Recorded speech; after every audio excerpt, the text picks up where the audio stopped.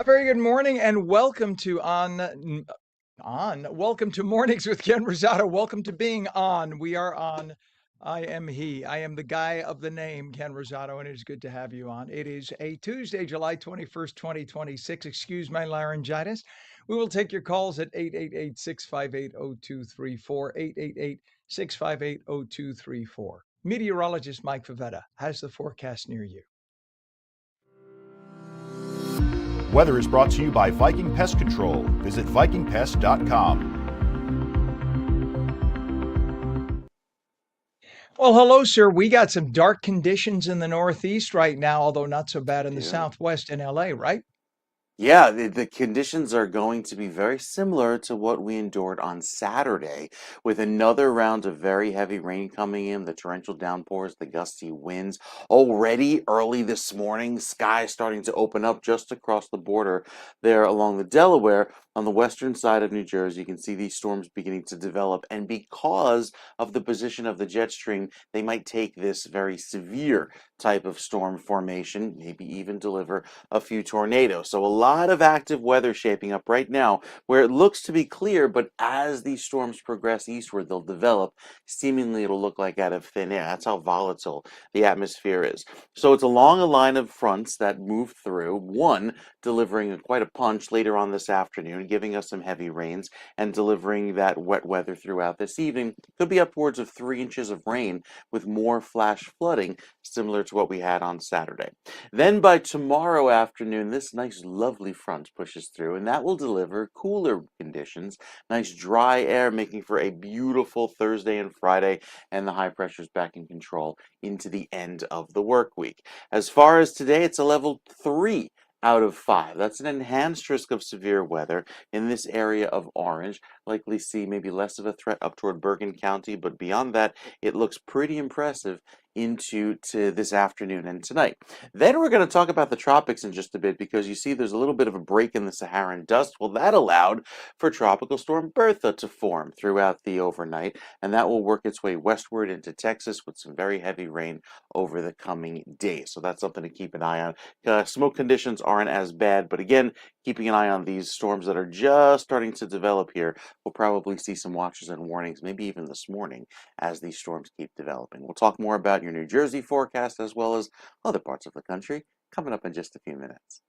All right, Mike, thank you very much, sir. And in terms of temperatures, we have 66 degrees northern New Jersey, 74 degrees in Trenton. So I'm guessing there might be a little sun peeking through in Trenton, not so much in northern New Jersey because we have black clouds right now overhead, and that may keep that temperature at bay a little bit. In Los Angeles, 71 degrees. That's pretty warm considering it's only 4:04 in the morning there right now. And it's also 71 degrees in San Diego. In terms of traffic, we have this issue right now on I-95 New Jersey Turnpike. There is a crash, and this is northbound north of Route 46 in Ridgefield. So, according to reports right now, all lanes are open. The vehicles have been moved to the right shoulder. You can see the flashing lights there. So, fortunately, not a big deal. But you know what's going to happen as the traffic builds through the morning. Eventually, there's going to be some brake checking, and before you know it, there'll be traffic. So, just so you know that is the turnpike right by Route 46 in Ridgefield. Again, a crash, and that is off to the shoulder right now. And that is good news that it's there. Other incidents we have to tell you about: a little congestion right now. Route 4 eastbound, east of Jones Road in Englewood to 9W in Fort Lee. All lanes open, just a little slow. And right now we have delays reported on the Garden State Parkway northbound from south of exit 135 Central Avenue to north of exit 136. About 2 miles, simply volume slowdowns right now. And your Hudson River crossings, the approach to the Lincoln Tunnel, according to 511 traffic here, right now is already heavy. This is 495 by Columbia Avenue. You could see that that's going to cost you about 35 minutes. From that point, when you start getting traffic, that's a good 35 minutes solid going into the tunnel into Manhattan. So you want to give yourselves extra travel time, or you want to take an alternate if possible because of that. You also have problems going into the Holland Tunnel right now. It's a solid 40 minutes, Route 139 coming from the Turnpike. Look at the lanes off on the left of your screen. That is uh, off of the Turnpike, making your way to to the tunnel, the right tunnel. And you can see that's going to cost you a solid 40 minutes in. That's quite a lot at this hour. GWB upper and lower levels right now are heavy but moving. Only 30 minutes in, we're told. Upper levels on the right, lower on the left. You could see the movement, and that's a good thing. To Los Angeles, a couple of quick incidents. We have a collision, no injuries reported. Central LA. This is by the 110 and the 5 where they meet. Another collision on the 10 at Rosemead in East LA, and a third collision now at this early hour in LA proper on Pacific Coast Highway near 110. It is 6 minutes past the hour. U.S. Central Command announces that military forces wrapped up a 10th consecutive night of strikes against Iranian targets last night after recent American troop deaths. Trump said that Iran would pay for every U.S. service member killed. The president did not disclose details of the U.S. military response, though. President Trump will attend a solemn transfer ceremony for fallen troops today. Don't mess with the Second Amendment. On Friday, a federal appeals court ruled that New Jersey's strict bans on assault weapons and large capacity magazines violates the constitutional right to bear arms. That handed a major victory to gun owners and Second Amendment advocates. The Third Circuit Court of Appeals cited the landmark 2022 U.S. Supreme Court decision that upheld a gun owner's right to carry weapons and found New Jersey's laws banning AR-15s and other assault-style weapons and related equipment had violated the U.S. Constitution. A man identified as Andrew Arabaka from Poughkeepsie in the Hudson Valley allegedly ignited a device, or an incendiary device, outside a Manhattan federal building yesterday. Now, I don't know if we have the new video, Pam, that we sent in. So this is after the fact, once it was burning. There is new video in showing before the fire begins. You see the man come up. Well, this is already after the fact. He allegedly, it's him, if it is him in fact, and not somebody else, he walks up to the point with a bucket, a 10-gallon bucket of gasoline, and pours out the gasoline and then sets a match to it. So originally, the way this was reported by NBC News said somebody playing around with some fireworks. Well, that's more than fireworks. That could actually set the lobby of the building on fire because that was 10 gallons of gasoline. And that's not easy to put out. But that happened yesterday. The man is currently under arrest. Authorities said the building houses immigration courts and that the man shouted something out anti-ICE, that he was against the immigration courts. A federal officer quickly tackled the suspect after the fire started. 2 people suffered minor injuries. They were treated. Investigators say that the man had pellet guns, 2 axes, a machete, 3 knives, a hammer, commercial-grade fireworks, not just little toys, and that bucket of gas and a number of anti-ICE signs. The FBI investigating the incident now as an anti-government attack. President Trump said that he has rejected New York Mayor Zohran Mamdani's threat to arrest Israeli Prime Minister Benjamin Netanyahu when he visits the city later this year. Trump's message comes as the U.S. ambassador to the United Nations accused Mamdani of engaging in political theater over his threats to Netanyahu. Mamdani has stated that he's exploring options to arrest Netanyahu during his scheduled visit to New York for the UN General Assembly in September because he says the International Criminal Court calls Netanyahu a war criminal. The problem for Mamdani is the United States doesn't follow international law and any decisions of the international courts. So under U.S. law, Netanyahu cannot be arrested. He hasn't been charged with anything. In fact, because Netanyahu has diplomatic immunity, if Mamdani were to try to have him arrested, it is Mamdani who would be placed under federal arrest as he has no authority to charge Netanyahu. Mind you, Mamdani refuses to obey U.S. federal laws when it comes to immigration policy, yet he wants to follow international law, which we do not follow in the United States. A federal judge has temporarily paused the proposed Paramount Warner Brothers merger. 12 state attorneys general, all from more liberal Democrat-run states, challenged the $110 billion entertainment deal, even though the federal government already approved it. The states argue the merger would reduce competition and increase consumer costs, although this is a time when the broadcast entertainment industry is basically dead. Nobody is spending money on it, which is why they're consolidating. But the worst kept secret is that more liberal states don't want a now more conservative-leaning Paramount to get control of Warner Brothers-owned CNN. The fear is they will turn CNN into a Fox News. The restraining order blocks the merger for 14 days, a hearing on a preliminary injunction scheduled for August 3rd. Paramount plans to defend the merger and to pursue regulatory approval. Our time is 10 minutes past the hour right now. And for those of you hearing about this, I'm sure you've heard about it for days. The FDA continues investigating the cyclosporiasis outbreak linked to Taylor Farms.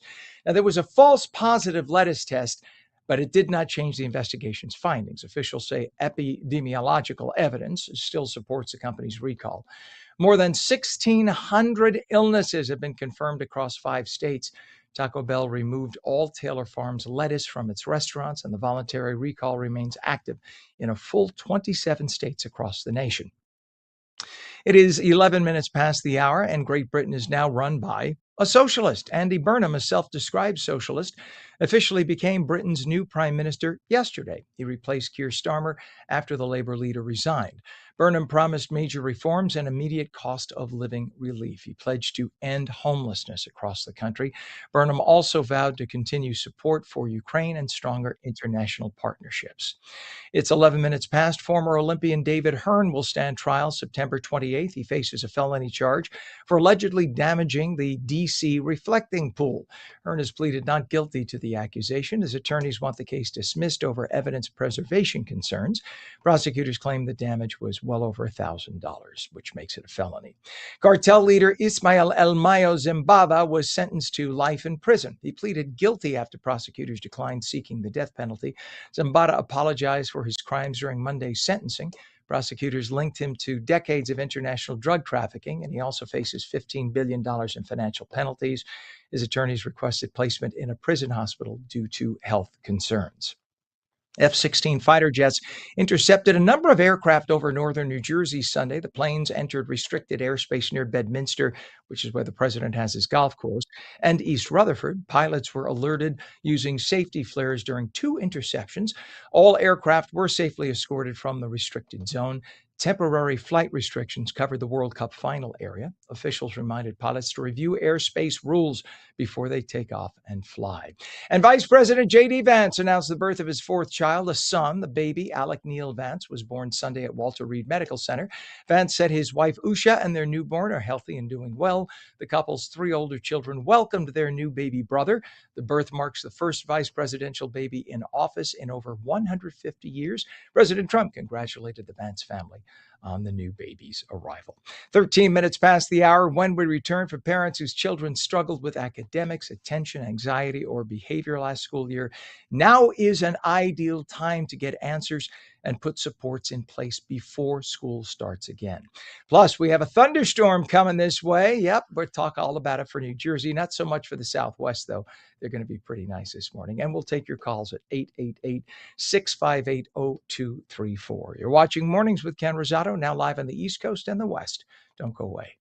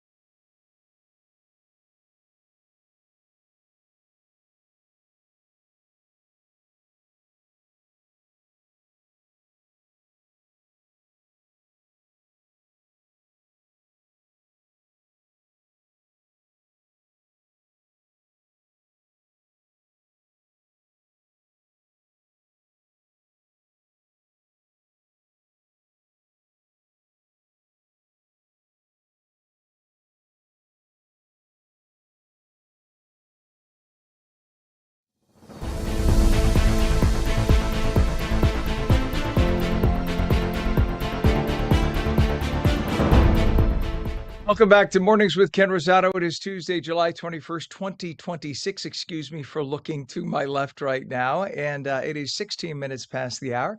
Meteorologist Mike Favetta has the forecast near you. Weather is brought to you by Viking Pest Control. Visit vikingpest.com. So, Mike, it is dark and ominous for a good chunk of New Jersey, Hmm but it is not so much in LA. They have pretty clear skies, although it really hasn't gotten sunny yet. It's happening soon enough.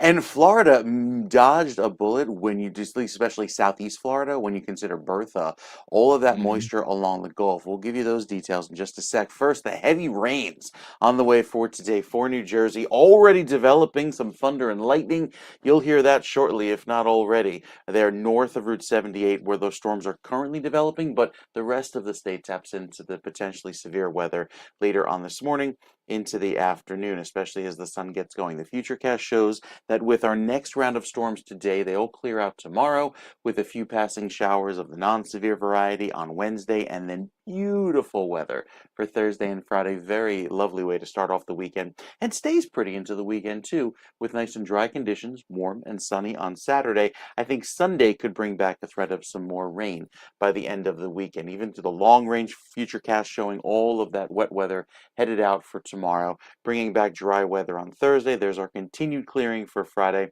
and then maybe a few passing clouds on Saturday, but they're way far out to the east. All of the rain stays offshore, and Sunday looks great again. So a really pretty start to our weekend as we head into later on this week. Now, down to the Gulf, where Tropical Storm Bertha developed, and it's moving very slowly along the Gulf Coast states. Not only the wind, not so much an issue, it's the heavy rainfall that takes over along Louisiana, right down through the Texas coast, because there's so much moisture with this. All of this bright shade of white, that's the saturated on the scale, and all of that wet weather works its way westward slowly, allowing for inches of rain to dump down there. So we'll keep an eye to the skies here in New Jersey for our several inches of rain throughout this afternoon. We'll talk more about those storms and show you the live lightning, Ken, coming up in just a few minutes. You know, Mike, I'm just thinking 6 months from now, we might be talking several inches of snow. So it's just kind of, I it's know. all perspective. It's all perspective. And I know that Pam, our director, is cheering and counting down the moments for the snow. I don't even want to say the word snow. It kind of hurts. But anyway, Too thank you very soon. much, sir. Yes, way too soon. Thank you. I appreciate you. It is 74 degrees in Trenton. It is 66 degrees, though, northern New Jersey. So I think, again, Trenton may have a peak of sun still. Northern New Jersey is pitch black with heavy, dense clouds. And that's why I think the temperature's a little lower here right now. To the west coast, Los Angeles, 71 degrees, 70 degrees now in San Diego. So that's what we have. In terms of traffic, a bunch of issues. Let's go to the Garden State Parkway. We have delays and that is northbound south of exit 149 to south of exit 151. And it's really just volume. You can see it's moving along there. But it's down to about 30, 35 miles an hour. So that's the issue with that. But at least it is moving, and that's a good thing. Go over to, let's see, we have an issue on the Atlantic City Expressway, emergency construction on the AC Expressway westbound from exit 44 to Route 42 in Washington Township. Left lane closed, all traffic being diverted off at exit 44. So please use caution there. Over to the Turnpike, we have a crash. I-95 northbound, north of Route 46, Ridgefield. All lanes are open. Vehicles moved off to the right shoulder. So you can see now a number of emergency vehicles, but doesn't seem to be impacting traffic. That is a good thing. Over to our Hudson River crossings we go. Pam's favorite camera, Pam, our director. This is the 495 approach to the Lincoln Tunnel. You can take a look at it. You can see traffic is building there a little bit on the heavy side. It takes a second when you're going from camera to camera. You can see it's a little on the heavy side. Right at this point, you are about a mile and a quarter to the mouth of the tunnel. So if you see it slow here, you're talking about 30 to 35 minutes to get into the city. If it's stopped there, then it's more like 45 minutes. That's kind of how we, all my years of doing traffic and reporting in New York City, that's usually what that indicates. So it's about 35 minutes at that point. Over to the Holland Tunnel. If you want to see ugly, we'll show you ugly. It's Route 139, and this is coming off the Turnpike. Stopped traffic. That's a solid 45 minutes right there. And the GWB, upper and lower levels, not bad. That's your best choice of the three, actually. It's only 25 minutes in. Upper level on the right side of the screen, lower level on the left. It is 20 minutes after the hour. Summer may be in full swing, but before long, students are going to be heading back to the classroom. For parents whose children struggled with academics, attention, anxiety, or behavior last school year, now's the ideal time to get answers and put supports in place before school starts again. Joining us this morning is Dr. Jennifer Ayosa, who is Director of Neuropsychology and Assessment at Baker Street Behavioral Health, to discuss the signs that parents should not ignore and how summer evaluations can help children start the new school year with confidence. Good morning, doctor. Good to have you on. Good morning. Thank you, Ken, for having me today. You bet. I mean, I'm thinking back to my school days. This is about 137 years ago. I remember starting this time, I would get butterflies in my stomach thinking about it. But meanwhile, I loved school, but yet, I don't know, was it the uncertainty or the not knowing who my new friends or new teachers were going to be that I would always get so nervous at this time of year? Does that happen with a lot of kids? So, a little bit of nervousness is normal with anything, right? That's what gets us motivated to work hard, do our best, and no matter what we're doing, whether it's sports, school, being on air, so the little nervousness is what's important, right? But when that nervousness takes it to another level and now we're having stomach aches, or we don't want to eat before school, or we're Mhm. avoiding things, we don't want to leave the house, that's when that anxiety becomes too much and that nervousness too much.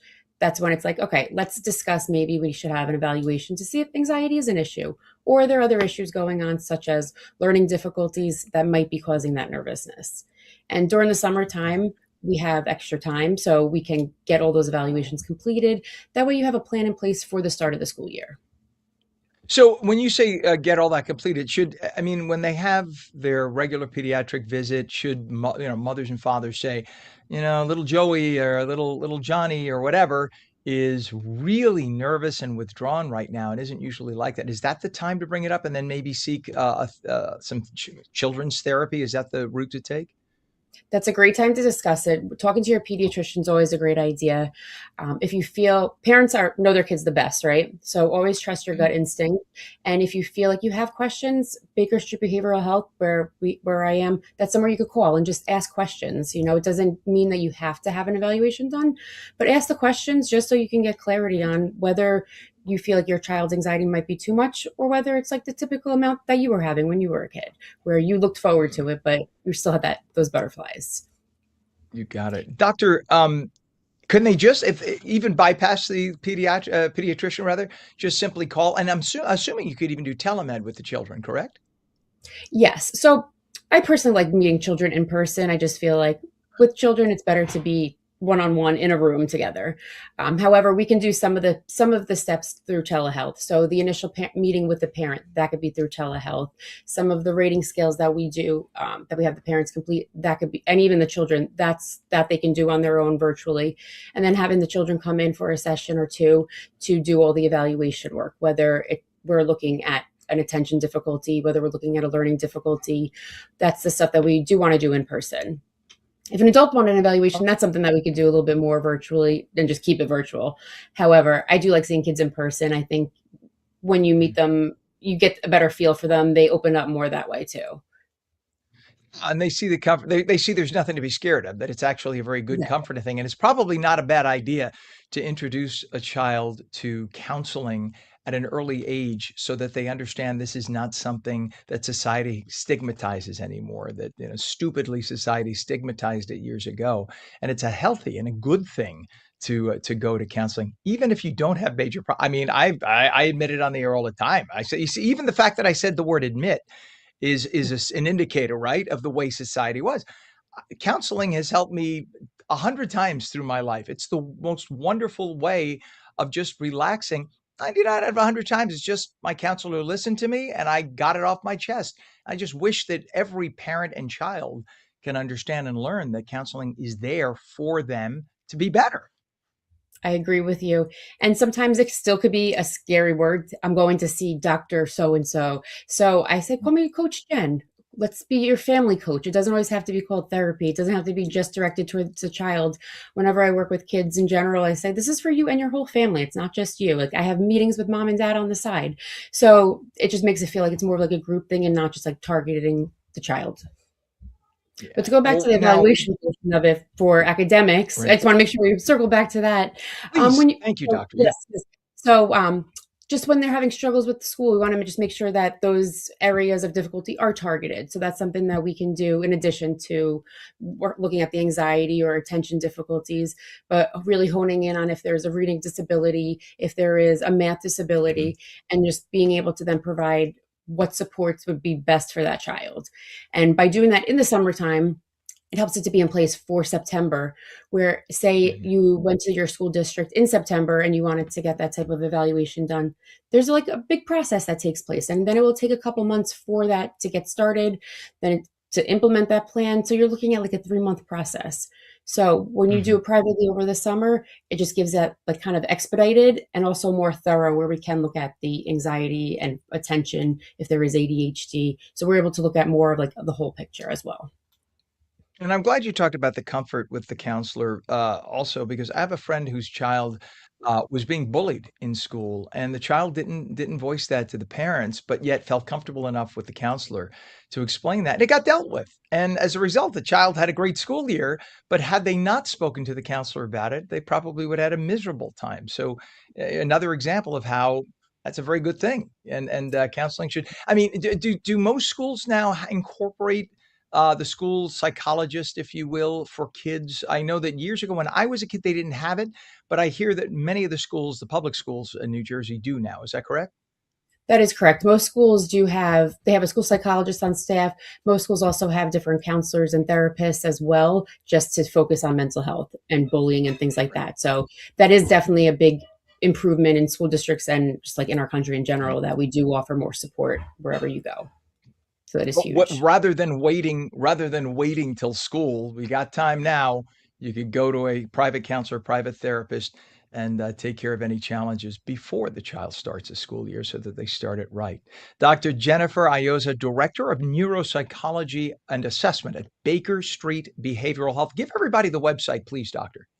So it is bakerstreetpsych.com, and that's the same for our social media as well. So if you just type Baker Street Psych, it will come up, or bakerstreetpsych.com if you're looking for our direct website.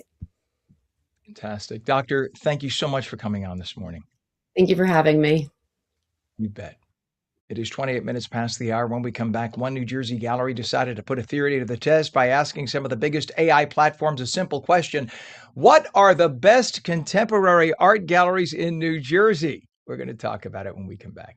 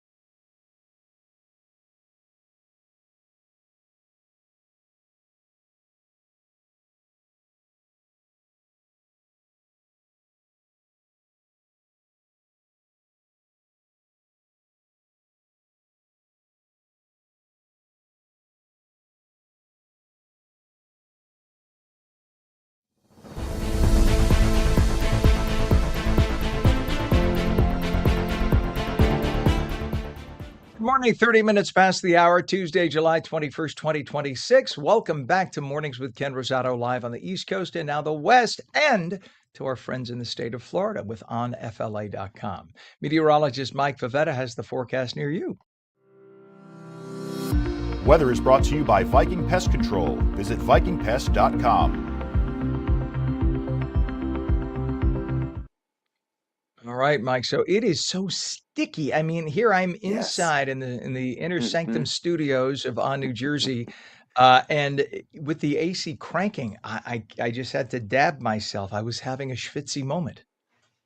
It's muggy. You're going to be schwitzing today. And just like Saturday, keep that umbrella close by because at any moment, the skies could open up, as the case with those black skies right now, moving across northwestern New Jersey. Excuse me, you can see just crossing the Delaware there in Warren County, some of these bright shades of pink and purple with the embedded lightning. These storms are likely producing some small hail as they go over relatively unpopulated areas. A lot of state parks in this part of New Jersey. But all of this severe weather is moving eastward with the gusty winds and the very heavy rains, likely prompting some flash flood warnings again, probably in the next few hours. So all of that weather stays very active through the course of the day, keeping an eye on it as the skies will open up through the course of the morning into this afternoon. Then we head out west where it's dry and lovely. Heard a story from a lady yesterday who lives in New Jersey, but her grandchildren are coming to visit from San Diego. And yet, her 2-year-old granddaughter never seen rain. Just is impressive to think that down in Southern California, yeah, it really doesn't rain. And that's the case again today. Sunny and dry there, down towards San Diego and LA, staying clear all throughout the day tomorrow. A little bit of a marine layer in the morning over the next few mornings, but even that gives way to all sunshine throughout Saturday and Sunday. So very pretty conditions there as all of the clouds even stay off over the mountains. Nice and dry and sunny start this morning for you in Southern California, but again, a very muggy and a very almost tropical feeling across New Jersey as those heavy thunderstorms get underway this morning. All right, Mike. Thank you very much, sir. Appreciate you. It is 33 minutes past the hour. Temperature 67, northern New Jersey, 74 in Trenton. It's amazing, the 7-degree disparity over like an hour apart. It's kind of crazy. In Los Angeles, 72, 71 now in San Diego. We do have some incidents to tell you about. Let's go over to the New Jersey Turnpike. We have a crash on the Turnpike northbound just south of Route 46 in Ridgefield. All lanes are open. Vehicles move to the right shoulder, but you can see there's a number of vehicles off to the right shoulder. So there's a chance as traffic builds that's going to cause. Do we have the turnpike, Pam? Oh, they just cleared it up. Thank you, Pam. All right, so that's a good thing. Good update. Live on the air. We have an emergency bit of construction in the Atlantic City Expressway. That is westbound from exit 44 to exit 42. Traffic being diverted off for that stretch, so please use caution through the area. Over on the Garden State Parkway right now, we have a few delays between exits 149 and 151. Just volume, nothing big to worry about. And then Route 17, there are delays northbound south of 80 and Lodi to south of Central Avenue, Rochelle Park. All lanes are open. Your Hudson River crossings, we take a look at the 495 approach to the Lincoln Tunnel. You'll see that things are quite heavy right now. It's a solid 40 minutes into Manhattan via 495. You'll see that. That's the helix making your way in. And that at that point, we call it the Big Lion King sign point because on the left is the giant billboard for the Lion King. And that is about a mile and a quarter to the tunnel. Getting through the tunnel to Manhattan at that point. You could see that's just very, very heavy. Lincoln, the Holland Tunnel, rather, not much better. In fact, even worse. It's about 40 to 45 now, and you could see just solid traffic on Route 139 making way from the turnpike to that tunnel. GWB upper and lower is your best bet. It's only 30 to 35 minutes now. Upper level is on the right side of your screen, and the lower level is on the left. Look at that. It's wide open on the upper and lower. Just a little bit of a brake check making your way in.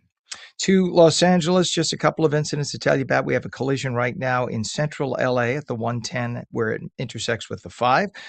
There is an accident now, Baldwin Park, Route 57 at Arrow Highway off-ramp. And there's a wrong way driver reported. Watch out for this. This is on the 405 at El Segundo in West LA. Collision also on the 10 at the 110 in central LA. One New Jersey gallery decided to put a theory to the test by asking some of the biggest AI platforms a simple question. What are the best contemporary art galleries in New Jersey? Well, the results sparked a larger conversation about how artificial intelligence is changing the way customers discover local businesses. Jesus Nunez is the founder and curator of J. Nunez Gallery in Milburn and Summit, or should I say, Joda Nunez Gallery. Which one? How would you? Porque puedo hablar español? ¿Qué quieres? ¿Cuál? Oh, Good whatever you morning, want. Jesus. I understand you. Well, how do you say it? You say J? Yeah, J All Nuna right, we'll Gallery. go with J. Whatever you'd like to use. I think that's very cool. Well, tell us what made you decide to test AI platforms like ChatGPT. I guess you did Gemini, Claude, Copilot, and Perplexity instead of just doing a regular Google search. Well, we are listening a lot about AI, right? A lot of different things about how AI is going to change the society, how it's going to help us, but we didn't hear about how AI can affect small businesses. So last year already 30% of the people stopped using traditional search engines like Google and move into the AI with a totally different language than the one that we were using when we were using our keyboard going to Google. AI is easiest. You can give a prompt and the AI is doing all of the job. You don't have to go website by website to find the product or whatever you are looking. So based on this information, we decide to ask best art galleries of New Jersey, contemporary art galleries in New Jersey, art galleries in New Jersey to buy art. And we realized that our art gallery, with all of the SEO that we have been doing for the last few years in our website to make sure that the people can find us in Google, disappear. So we start trying to understand how AI can help us. The thing is not only us, the thing is like for people that are not like us, that we are curious and we are trying always evolve with whatever technology, with whatever is happening in the art industry. It's like what is going to happen if the percentage of people stop using the regular search engine and start moving into the AI like a search engine. This year so far, there is some studies that say that 60% of the people start using AI. So we have been trying to understand how AI works. It's not working with SEO, it's working with GAO, and that is the generative engine optimization. And we analyze, I think that around 50 different keywords that we are trying to implement in all of our platforms, starting in our website, to make sure that the people can find us. Because AI work with a different method, work with footprints, how long are you open, and all of these kind of keywords that has to be in a repetitive pattern for AI to find us. Yeah. So Hey, these are Jesus, some, can I just interrupt 1 second? I'm sorry, Jesus. of Just course. give me an idea of the types of questions that you asked to get certain results. So, like, give me an idea of which AI you used, if you know which one. You could just say generically. And then just tell me, like, what kind of questions did you say? Who's the most beautiful curator of a museum or an art gallery in northern New Jersey? And clearly it said Jesus Nunez. So what Yeah. did it like? Give me an idea of the questions you asked and the Well, results of you course, the got. first question that I want to ask is what are the best art galleries in New Jersey, right? Not only in the northern, in the entire New Jersey, or what are the best art galleries in the three-state area? And this, I think that this was the first question that we asked, not only ChatGPT, Gemini, Claude, Perplexity, to see where we were there and we were not there. And we start tricking the keywords until the AI find us. And the Interesting. AI at the beginning, not right now, because everything that we have been doing has been changing the results, was like a best art gallery near Milburn or near Summit. See, and for people who don't realize, that's based, for the most part, that's based on what other people's reviews of your galleries online say. So the reviews say, I love this gallery, it's the best. And then when AI searches the internet, it sees whatever 5,000 reviews all saying that you're the best. So that's how AI comes up with the answer, right? Not only like this, that right now, like users, we are using a different language that we were using before. Right now, I can take AI and I can say, I'm looking for a piece of art above my sofa, neutral colors, large. So this kind of keyword, you should have it, because if no AI, if AI cannot recognize these keywords, will not find you. So it's a much more complicated situation for small businesses like us. Interesting. Well, now you've turned the gallery into what you call a live experiment. So talk about the changes you're making and how are you measuring whether they're working? Well, we are trying every week. We are trying the same questions to the same platform every single week to make sure that genuine gallery appear in all of them. And in some of these shares, we are already, and we were not there 2 months ago. In some of them, we are not, and probably is because we don't have a footprint. And hopefully, this mention with you will help us to have a better and bigger footprint for AI to find us. And so beyond the art world, what do you think that this tells us about challenges for restaurants and boutiques and other local businesses that depend on being discovered online? Yeah, nobody talk about this, but I think that will affect the small businesses. Not Amazon, not the big corporations, because they already have all of this, but small businesses that are not into technology and most businesses that don't understand that AI can change all of the situation on how the people find it, probably will affect, and nobody mentioned about AI not helping small businesses, probably hurting them. Y ahora la pregunta más importante, the most important question of the morning. Champions of the España world. o Argentina? España, of course. España. All right, go. And although my family is partly from Argentina, but yeah, I was also for España. Oh, I'm sorry. I'm Congratulations sorry to for. España. I'm sorry. No, Very I was. good. I love you have to come back on the show, Jesus Nunez. And you know, we need to show pictures of your gallery. That's my mistake that we didn't do that. I would love to show some. Are we allowed to show pictures or are all the paintings Of and course. the pieces Yeah, of course we copyrighted? are. Of course. Yeah, All right, I so will please let's have you back and we'll show some images from the gallery, okay? love it. I love the idea. All Thank you, right. Ken. Jesus Nunez, que pase buen día. Muchísimas gracias. Thank you so much for Thank coming you on. so much. Jesus Nunez, founder and curator of J. Nunez Gallery in Millburn and Summit, the best in the state of New Jersey, according to all the AIs. Thanks for coming on, my friend. Thank you. All right. It is 43 minutes past the hour. When we come back, tech billionaire Elon Musk has quietly acquired a major gas turbine company. Fossil fuels? Huh? In a deal worth over $1 billion. Mere drop in the bucket for a guy worth hundreds of billions. Brand and digital strategist Fisher, also worth hundreds of billions. We'll be here to talk about that and more. We're back in 2.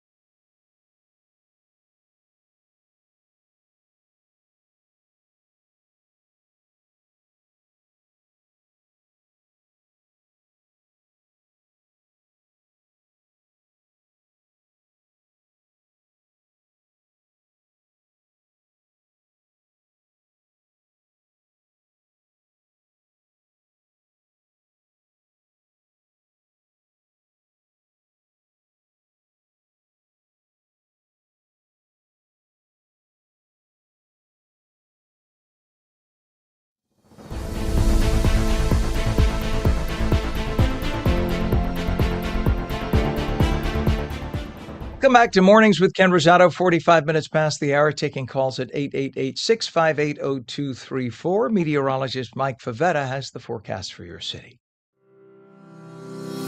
Weather is brought to you by Viking Pest Control. Visit vikingpest.com. All right, so it is dark and stormy, or about to become Oh, yeah. stormy, at least for much of New Jersey. But yet, are there still pockets that don't have storms happening right now? Most of southern New Jersey stays dry early this morning, but taps into the Mhm. rain later on this afternoon into tonight. So it's kind of this northwest to southeast progression of storms that takes over the course of the day today. But while we're on the wide map, want to point out Tropical Storm Bertha, all of that moisture right now over the Gulf waters, but then comes back inland to the Gulf states and even right down to New Orleans throughout the next few days. Here's our situation across the Northeast. We have all these clouds building right now, dark and stormy clouds, like Ken was mentioning.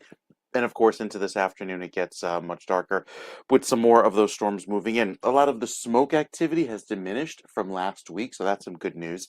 And even this afternoon, as we keep an eye to the skies, the storm threat ends later on this evening. Tomorrow, a few run-of-the-mill garden variety showers, and then we're back to beautiful weather on Friday, Saturday, and into the upcoming weekend. Very pleasant weather ahead. And even into early next week, we stay dry, not expecting another round of rain until this time next week, once we finish up with the showers tomorrow. So again, the futurecast showing all of that wet weather sticking around through this afternoon. We get a round of storms later on today. First round moving through this morning, and then it's successive rounds into this evening. Tomorrow afternoon sees those storms wrap up with the clearing and the cold front, and look at all that dry weather taking over for Thursday. A beautiful start to the day on Thursday, sunny, dry, low humidity, perfect weather to be outdoors. Even Friday looking beautiful. Saturday could see some clouds return, but otherwise I think we're doing okay. And then the weather for the rest of the month into the start of August has all of the heat down toward the desert southwest with a little bit higher chances of wet weather across the east. And that's good because even though we've seen these rounds of flooding, our drought still in control, even though most of the state now just dry. We'll talk more about those drought details coming up in just a few minutes, Ken. Thank you very much, sir. We appreciate you. It is 48 minutes past the hour. We have a temperature of 74 degrees in Trenton. Again, it is 66 degrees northern New Jersey. The difference between the thick, dense clouds and then southern New Jersey. Southern New Jersey still has some peaks of sun, so that's why it's so much warmer there. Los Angeles, though, 72. It is 71 degrees in San Diego. Traffic-wise, let's go over to Route 17. We'll tell you about it. We have a crash northbound south of Franklin Turnpike and Ramsey. 2 of the 3 lanes closed.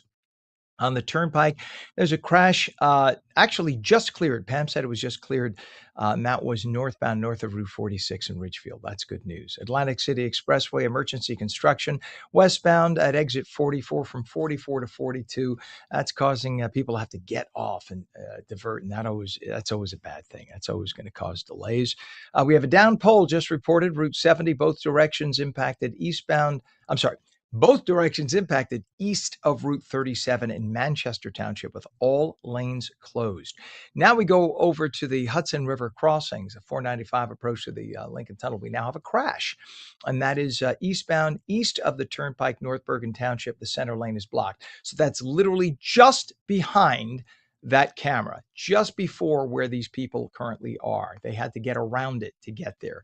So just to give you an idea of where that is, because North Bergen is only about a third of a mile stretch of 495. And before that, it's Route 3. So that's where that accident would be. Over to the Holland Tunnel. It is ugly, spelled with a capital UG. And this is Route 139. If you look at the lanes on the left, that's going to cost you a solid 45 minutes into Manhattan right now. GWB upper and lower levels, not bad at all, actually. They're flowing fairly well. It's only going to be about 25 minutes in. Upper level on the right, but you can see it's wide open. Lower level on the left. Any kind of buildups happen after that camera spot, which means you're only 20 to 25 minutes. It is 50 minutes past the hour. Tech billionaire Elon Musk has quietly acquired a major gas turbine company in a deal worth over $1 billion. And 2 California teens are in trouble after allegedly drinking and shooting a toy gun from inside a driverless Waymo robotaxi. Brand and digital strategist Fisher, who can be found on X and Threads with username @Fisher and at his website fisher.media, joins us with more. Good morning, Fisher. Good morning, Ken. So at a time when all the environmentalist types are going over to solar panels and windmills, Elon is buying gas turbines. It seems very retro, but what is this about powering AI plants? Absolutely, it is. Yes, he was part of a group that acquired APR Energy out of Jacksonville, Florida, which specializes in mobile power generation in a deal, as you mentioned, worth over $1 billion.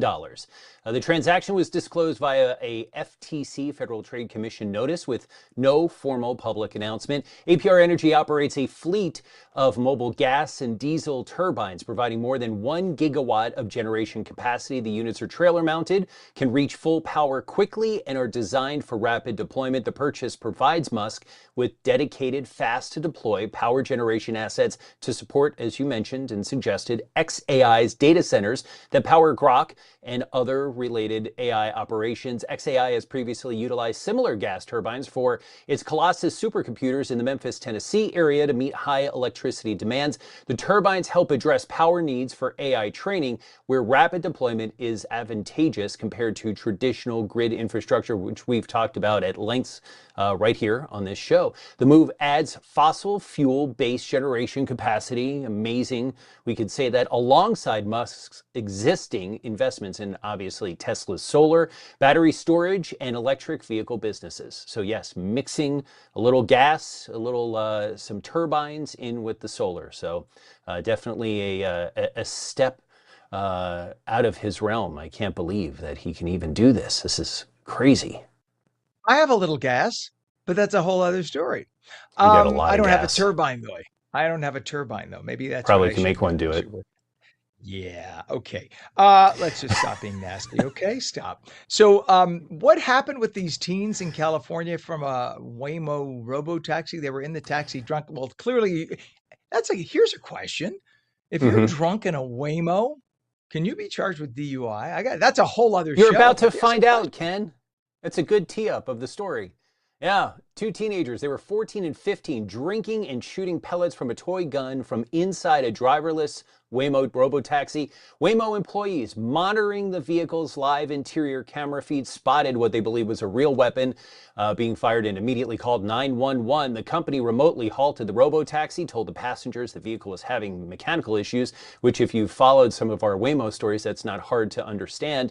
And then they shared the location with the police. Officers treated it as a high-risk traffic stop, obviously, because they thought weapons were involved. They safely removed the teens, the police did, and searched the vehicle. They determined the weapon was a toy gun that fires water-filled pellets. Now, here's the fun part. Because it's California, the teenagers were not arrested and were released to their parents. San Mateo police commended Waymo for its quick actions and cooperation in the incident. And my ongoing sarcasm this morning just leads to this line. The case has sparked discussion among experts about passenger privacy in a vehicle that they don't own, that they're driving in with nobody in it. The ethics of active interior camera monitoring in an autonomous vehicle is under scrutiny, and Waymo's role in police investigations. It's kind of like the flock discussion that we had last week about the flock cameras. Waymo's vehicles, in case you aren't aware, are equipped with interior cameras and microphones. The company states it may share information with law enforcement during emergencies or as permitted by law, which you would imagine would be possible. You know what, though? That's a little nerving. Having taken my first Waymo, we took several, actually, two or three, Mm-hmm. when I was in LA 6 weeks ago. And I didn't realize there were internal cameras. Not that we did anything that was untoward, but um, it makes sense because if you're having a panic attack or there's a mistake, you put a mistake in the destination, and you say you start screaming, "Stop, stop, stop," or something like that. It's nice to know, I guess, someone on the other end is actually paying attention as opposed to you being on your own. Or, Sure, but it's even uh, for yeah, accountability in the sense, say the car crashes or it was involved in an accident, then there's, you say that, oh, I didn't do anything. Now there's, in some cars, not even steering wheel, so you can't drive the car. But also if the car was destroyed, there's evidence so they can come after you. I mean, it makes sense. Also, cars nowadays have cameras in them. So how could you expect a car that doesn't have a driver not to have some sort of monitoring devices? It seems, I mean, I get it, like you get comfortable, you don't realize it, but there are reasons to have it for safety, for accountability purposes. And then again, there is a help button. So if you do need help, as you mentioned, you click the button, you could talk to somebody and they can hear you. So it kind of makes sense to have it. But again, to saved. We should have cars that we don't pay for and ride in that doesn't have some sort of monitoring device seems kind of weird. Well, I have a friend who was in a rideshare recently and said that the person who did this particular rideshare vehicle had internal cameras set up in the vehicle. Mhm. And I don't just mean at the rear view, I Mhm. mean from behind. So you get the wide shot out to the street. But Right. the person was texting and had, I guess, maybe some images, and only Oh, then realized that because I the guess driver could see it. on the rear view display, he then realized that his texts were being recorded, and I'm sure you can Yeah. zoom in on them. So just to beware when you're in someone else's vehicle, we forget Mhm. rideshare, we think taxi. It ain't a taxi. You're in somebody's private vehicle, and they're giving you a lift somewhere, so to say, right? I mean, if you remember the was it the 90s real what was the HBO special with the taxi cabs in New York City? I Oh, forgot the I name of that remember show, that. but you know what I mean. Like they would record you and then some were blurred out and they were just wild stories from passengers at 2 a.m. getting a ride home from someplace. But Well, it's the new version. Jimmy Fallon on Fox News often does that, although he does it as a setup because he's a comedian. But he was a taxi driver for years, Yep, and he said he only wished he had a camera in those cabs that's back in the right. day. But yeah, that it's fascinating how so many people with their driver are willing to sit down and treat them like a therapist and share all their personal Yep, information. you never But see just him remember again, that so it's why not? right. It doesn't cost you. You're already paying something, right? Um, just to remember that it's being recorded. That's all. Yeah. Brand and digital strategist Fisher, who can be found on X and Threads with the username at Fisher and at his website, fisher.media. Always good to have you on, bud. Thank you for coming I'll on see you this next morning. week. You bet. It's 58 minutes past the hour. For those of you watching on LACA on the West Coast, stay tuned for your local news. If you're watching on New Jersey, we'll be right back live with New Jersey news, opinion, weather, and traffic. Thanks for watching Mornings with Ken Rosato.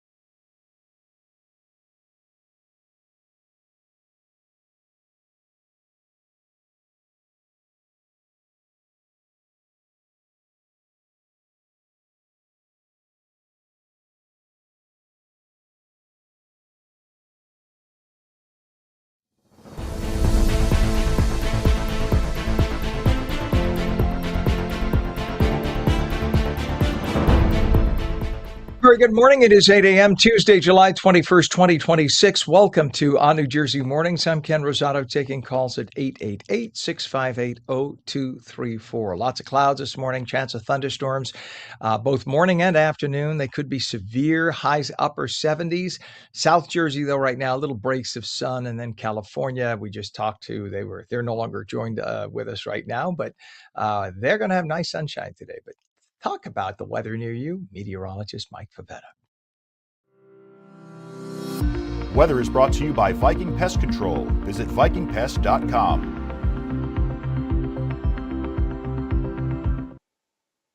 Boy, oh boy, I just peeked outside and I got all scared and had to run back inside, and I pulled down the shade. That'll keep me safe.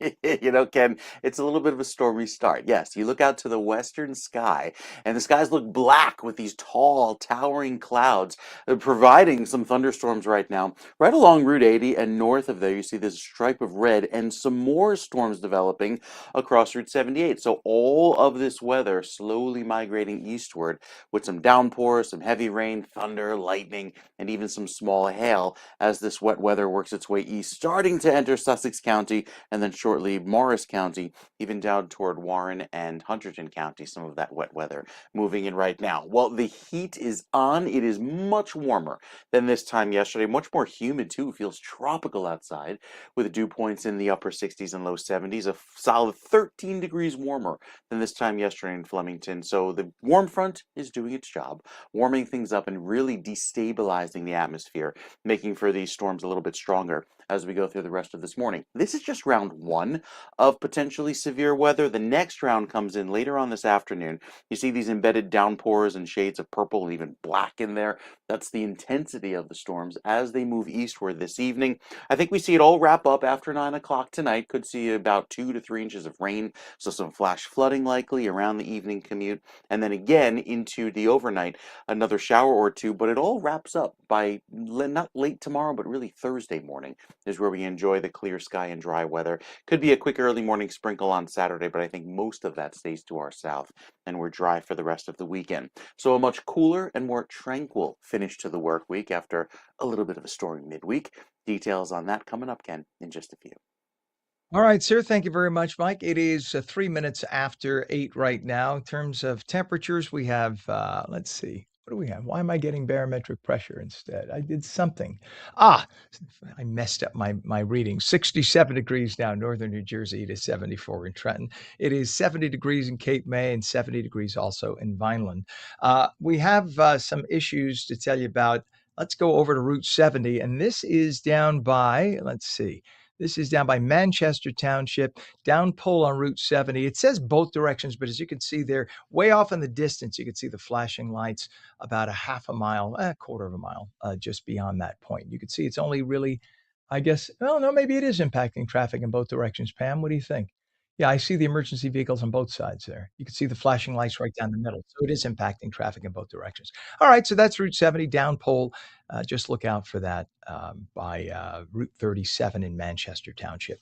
280, we have a vehicle fire just reported westbound exit 4 at Eisenhower Parkway. That's in Roseland. The ramp lane is now closed. That's going to cause an absolute mess. That's a busy area this time of the morning. Route 17, crash northbound south of Franklin Turnpike in Ramsey. 2 right lanes closed. Turnpike, we have a crash northbound north of Route 46, Ridgefield. All lanes open. Vehicles moved off to the right shoulder. We determined earlier that I think all but one vehicle has been cleared. So there's only one vehicle left. Emergency construction, Atlantic City Expressway between exits 44 and 42, people being diverted off. And then we go over to 495. We have a crash 495 eastbound, east of New Jersey Turnpike, North Bergen, the center lane blocked. You could see, is that not the, this is a different Columbia Avenue cap. So this is showing the traffic right after where the accident occurred. These are the cars that are going toward the Lincoln Tunnel that are on the left side of your screen, to give you an idea.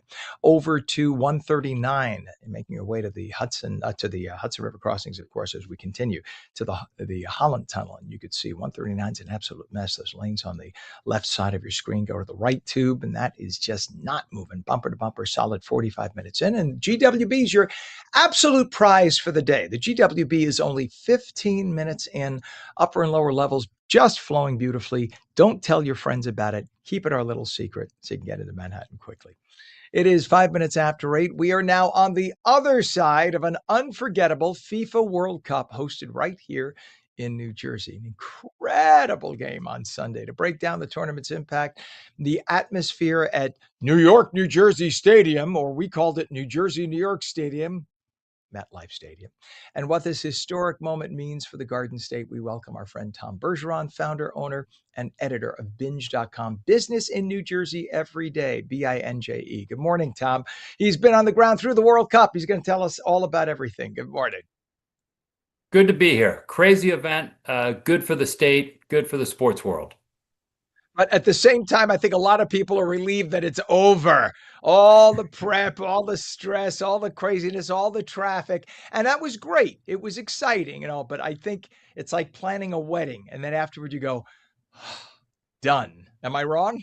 That was the exact analogy that the governor gave a few hours before the final last Sunday. So much went into it, and this wasn't just 6 months or a year of planning. You go all the way back to 2018 when the United States was awarded the cup. And then the idea of just a few years ago when we were awarded the final. So there's a whole bunch of levels for this, but this has really been 8 years in the making.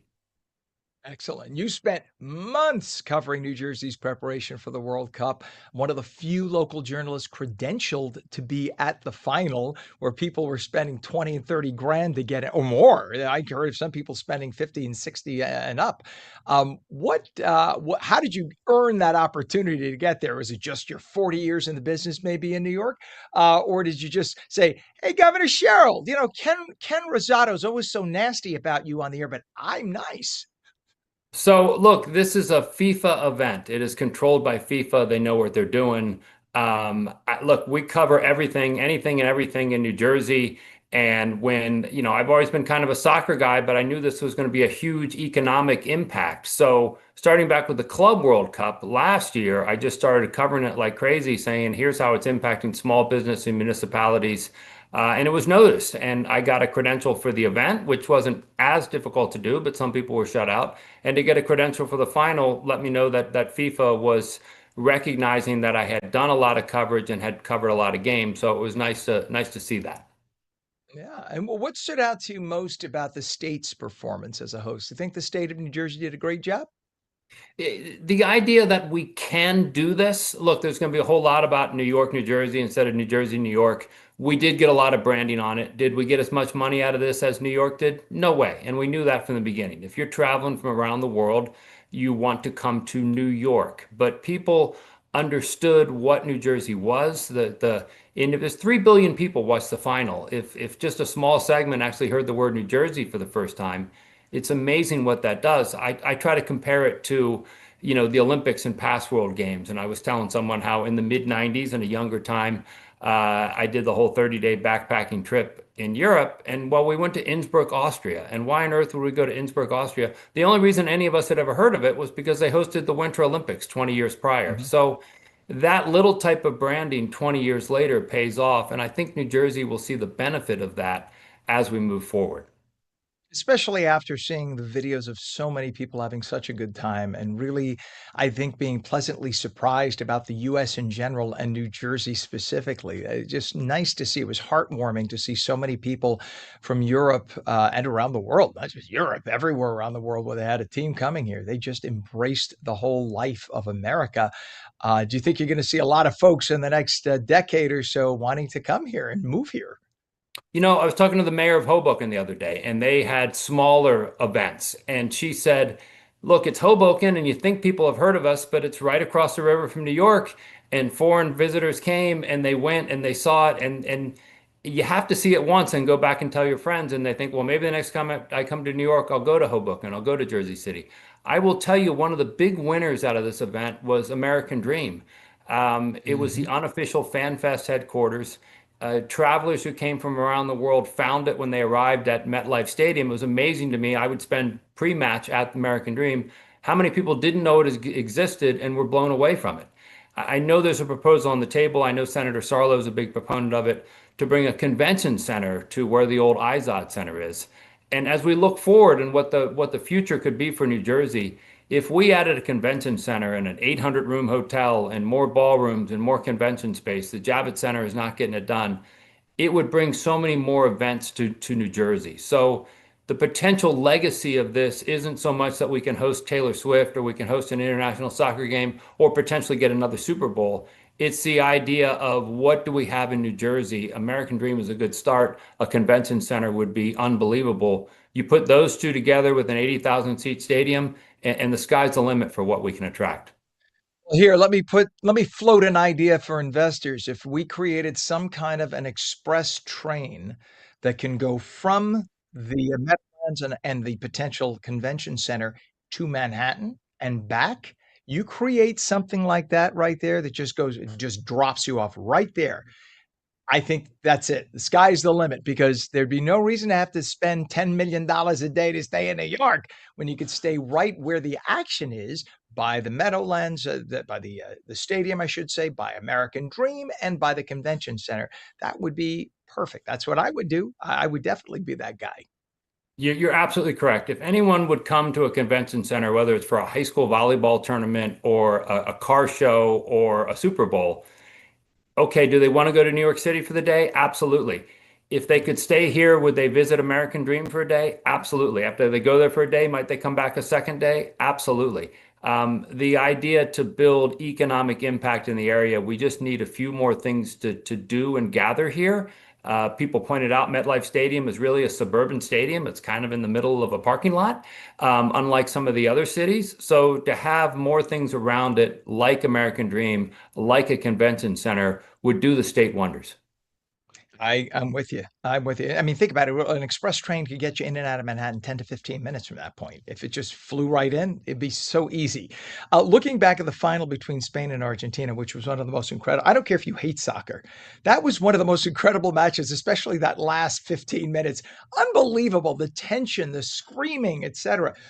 But do you feel things were tainted by the way the Argentina team responded and some of the activities between the Argentinian players and the Spanish players? So my take right after the game was fabulous tournament, okay final. I mean, Spain clearly was the better team. They dominated from start to finish. To me, the issue was if this was the first time you were watching a soccer match, and I've been a soccer fan for 30 years, if this is the first time you're watching it as a casual viewer, you're not coming back and saying, hey, I want to see that next week. You're not realizing that this guy Messi, who was invisible on the pitch, is one of the best players in the history of the sport. So that was a lost opportunity. There were so many incredible matches, Argentina, Cape Verde, Argentina, England, so many things that were just fabulous that if somebody saw that match and felt the spirit and the passion, it might grow more interest. If that was the only thing you saw, a lot of people diving, a lot of people faking injuries, some ugly play during the match, and afterwards there was a skirmish on the field, which, as I understand, TV didn't show. If that was your first take on top level international soccer, you may not be coming back as quickly, and that would be a shame because there were so many fabulous events and games during the tournament. If that was the only one you saw, it might have been a little disappointing. Yeah, I mean, by the way, Messi lives right down the street from me in Fort Lauderdale, and he shops at my Publix. So I've bumped into his entourage a couple of times. You can't get close to him, but I bumped into his entourage a few times.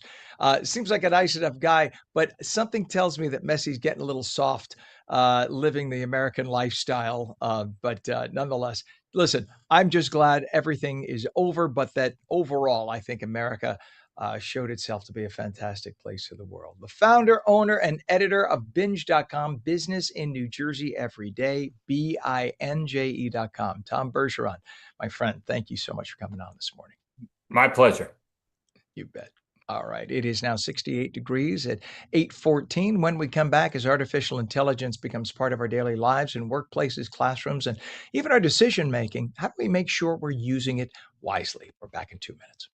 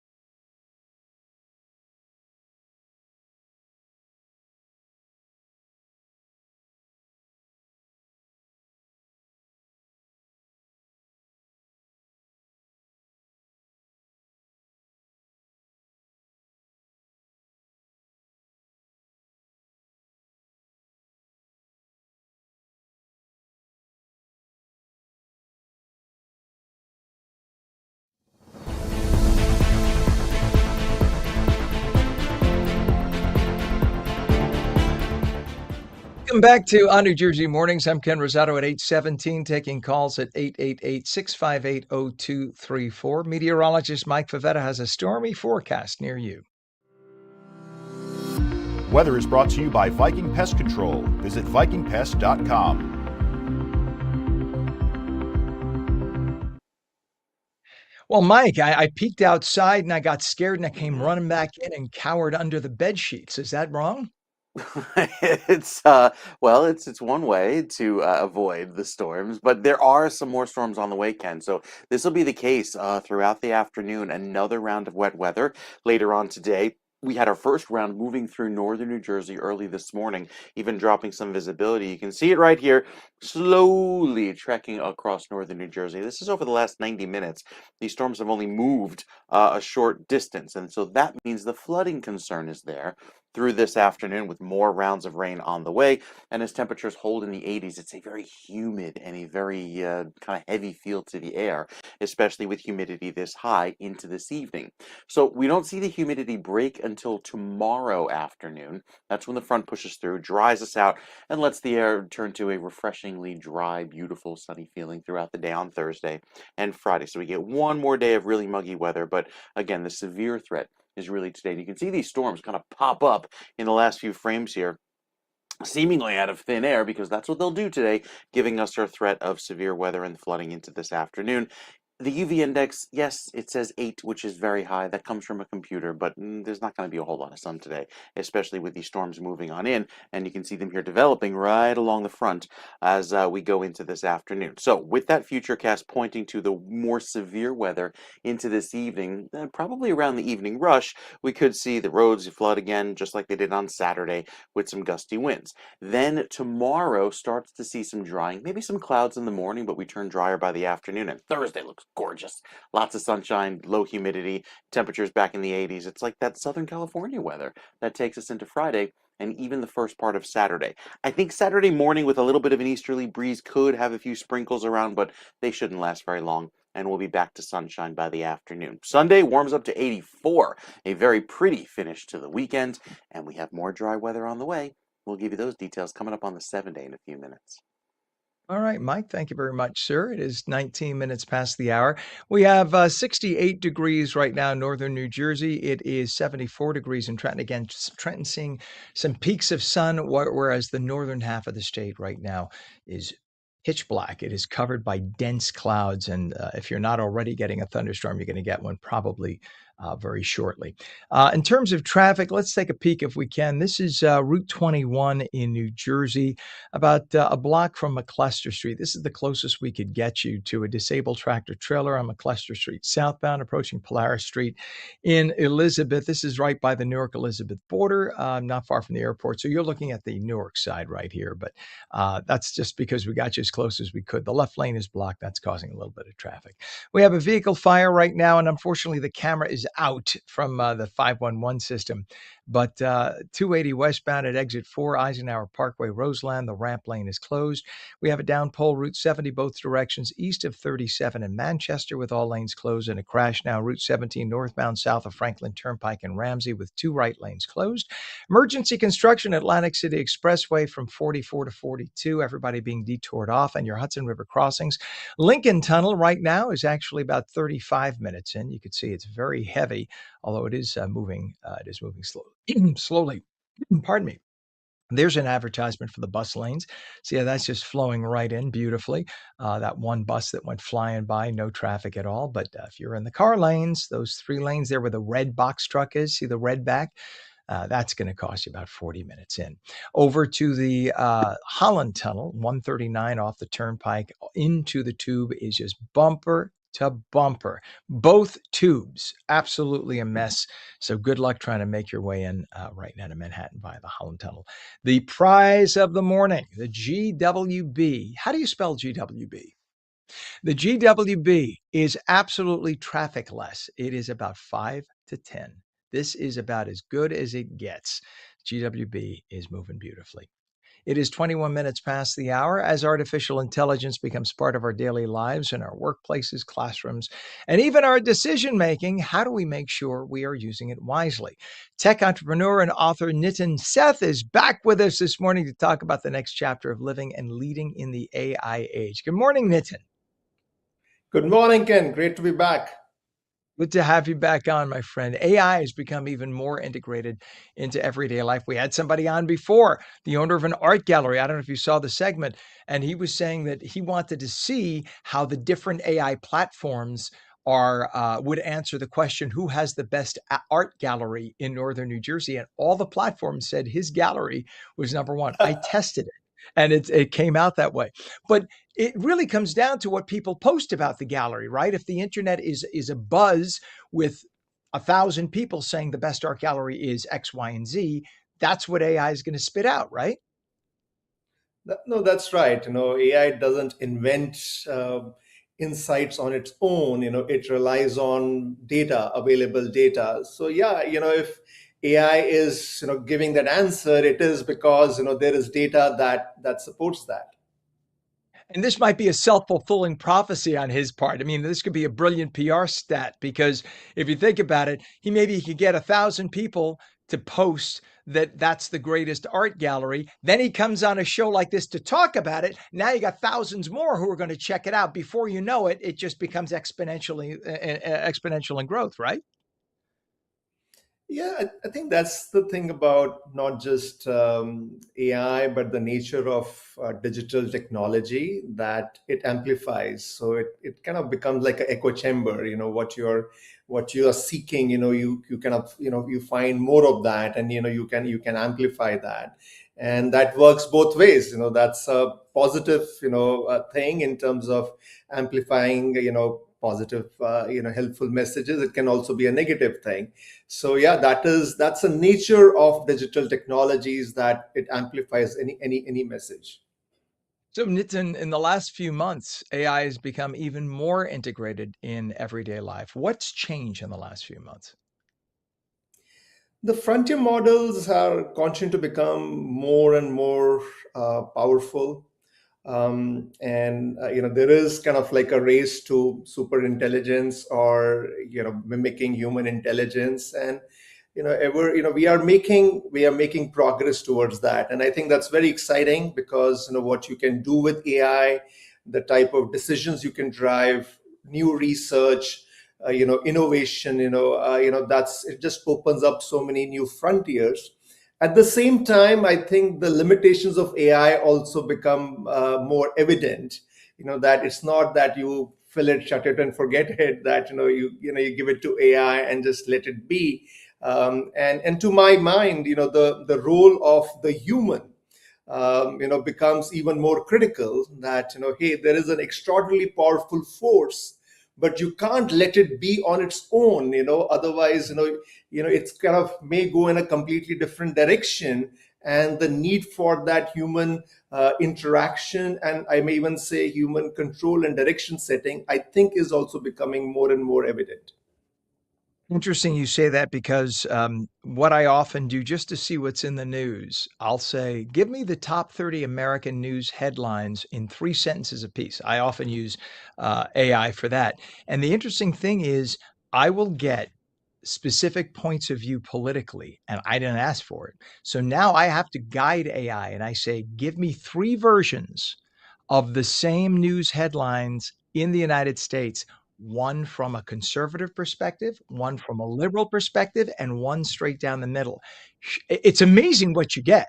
You get it's like almost different stories, but you have to be specific or else AI is going to pick for you. Absolutely. And I think, what you have just articulated is like a good way of using AI. As I just said, that you can't let AI be, it's like a do it with AI. You have to prompt, properly. You have to interact with it. You have to iterate. Now the AI's ability is amazing. But it has to be directed, because two different people interacting with it may get very different answers. So again, the need for it kind of AI makes things so easy that it can lull you into this thing that, oh, I can just ask AI something and the answer is like gospel, it's like magic. No, it is not gospel, it is not magic. Mhm. It is based on data, and the interaction you have is super critical because that will shape the answer. Perfect example. I work for a news radio network on the weekends, and the soccer finals were on, the World Cup. And I didn't have the game in front of me because we can't in the studio. It was copyrighted. So I kept asking AI what the latest score was and if it was done. Do you know that when they went into extra time, AI said final? And I almost went on the air with it, but my better judgment said, don't do that because it could be wrong. And I asked it specifically, is the soccer final over? And then I got back, no, there's still an extra time. So you're right. You have to take it with a grain of salt and always confirm it. Ask it a second or a third time. You'll get a different answer often. Tech entrepreneur and author Nitin Seth, always a pleasure having you on. Thank you, my friend, for joining us again this morning. Thanks, Ken. Pleasure to be back. You, Thank you. yes, our pleasure. Thank you.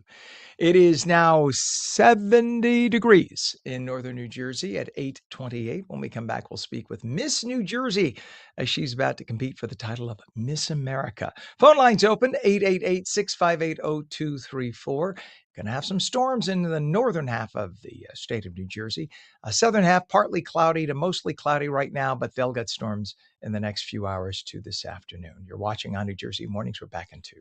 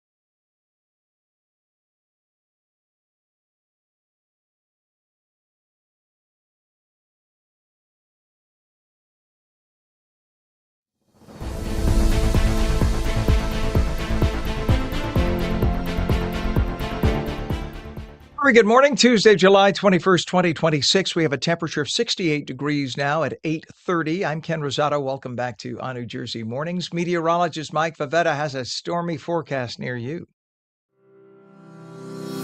Weather is brought to you by Viking Pest Control. Visit vikingpest.com.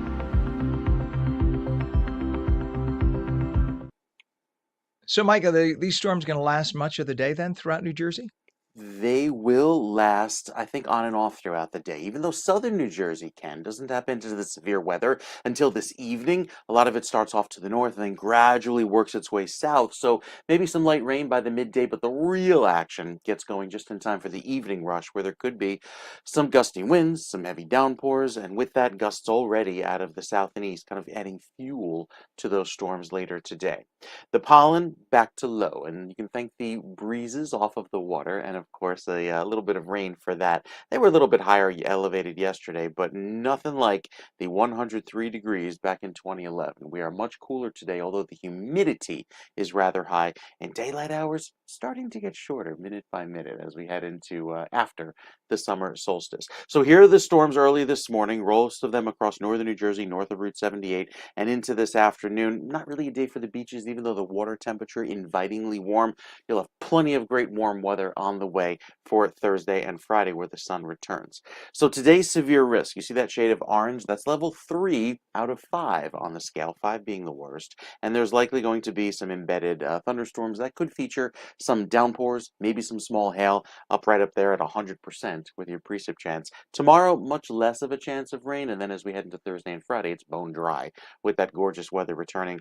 Saturday could see a few early morning showers, but I think Sunday turns out to be dry. Even the rest of the day on Saturday looks rather pleasant.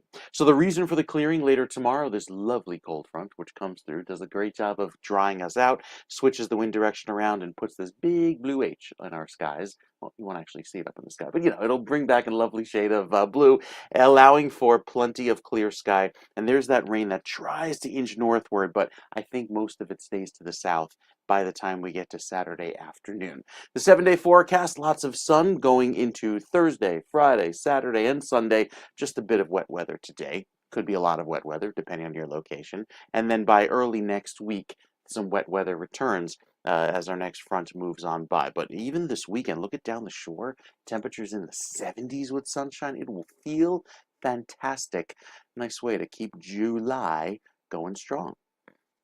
70s at the ocean is, unless you get an ocean breeze, which is, really, it could be a little too cold sometimes, especially Right. here. In Florida, ocean breeze isn't bad. Here, it can be a little cold. But it's awesome because you just have to be careful. Make sure you wear a lot of sunblock because that's what makes you just keep laying there and laying there and laying Oh, there till yeah. you get burned. So make sure you have SPF 50 on and take breaks. But it is perfect because it's like having outdoor air conditioning. Yeah, it is. Yeah.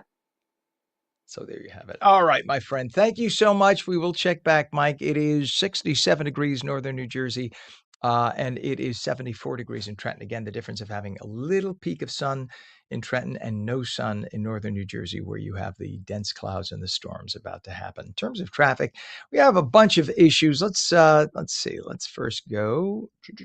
Sorry about this. We switched over to congestion versus incidents. We have a vehicle fire. Route 17 northbound south of Franklin Turnpike and Ramsey, 2 right lanes currently closed. Vehicle fire also 280 westbound at exit 4 Eisenhower Parkway Roseland with the ramp lane closed. Down pole Route 70, both directions impacted east of 37 in Manchester Township. All lanes closed there. We have emergency construction on the Atlantic City Expressway westbound from exit 44 to exit 42. Everyone's being detoured off. And then we go over to the Holland Tunnel. Holland Tunnel, Route 139 from the Turnpike into the tubes, absolute mess. It's bumper to bumper, solid 45 minutes in on Route 139, as you can see. Look at that. Those middle lanes just not moving at all. The Lincoln Tunnel, the Columbia Avenue camera that we show you often, this is leading into the Helix. It's not as bad as that, but it's still pretty heavy. It's a solid 40 minutes into Manhattan via the Lincoln Tunnel. Oh, this is a different view.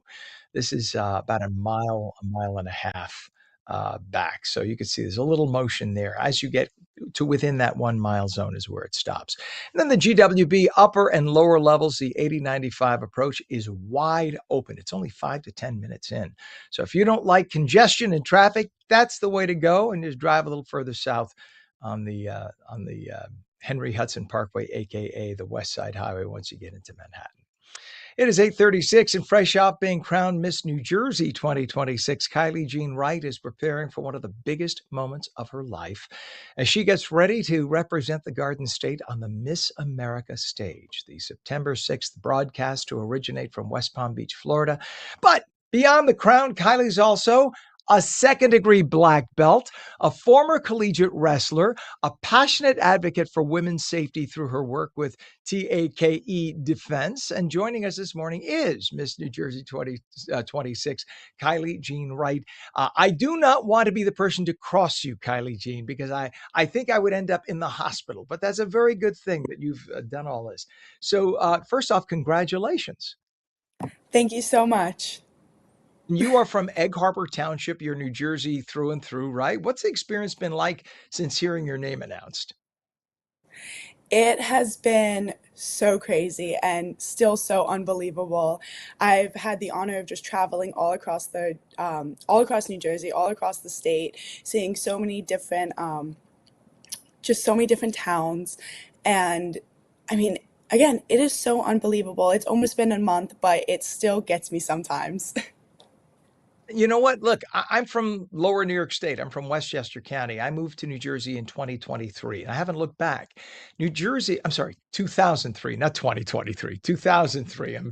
So forget it. It's age. Don't get old. Um, but the thing about New Jersey is within an hour to 2 hours, you could be in mountain skiing, or you could be at the beach, you could be in a big urban center, or you could be way out in the middle of a farm. You literally have it all at your fingertips. And it's amazing going from Sussex County to Union County to, up in Essex County, how different New Jersey is from county to county. I'm sure you've discovered that. I have. I mean, growing up in South Jersey, I am so used to going to the beach and coming back home to the little suburb.